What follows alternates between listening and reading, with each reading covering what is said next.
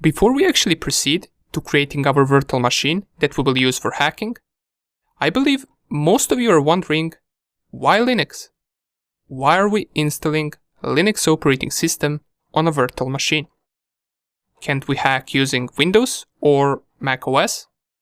Well, yes we can, but Linux is something far better for that. So, what are the benefits of using Linux? First thing that's great about Linux is that it is an open source operating system. This means that we can inspect the code of it and see how it is made and what programs or functions it runs.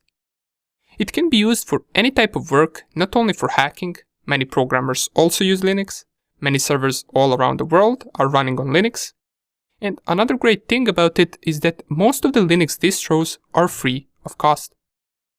Maybe some of you have heard about Ubuntu, Linux Mint, or Debian. Well, to use an updated Windows operating system, you must pay for a license. Linux, on the other hand, is free to download for anyone.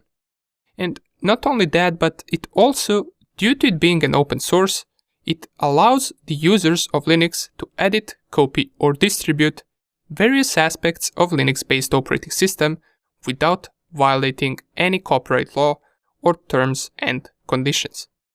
This is one of the main reasons hackers use Linux, because they can easily develop softwares used for hacking and penetration testing on Linux, and they can change and edit the operating system for their needs. It is also very light, requires lesser disk space, consumes lesser RAM in order to run, so it can be easily ran alongside any other operating system like Windows and Mac OS.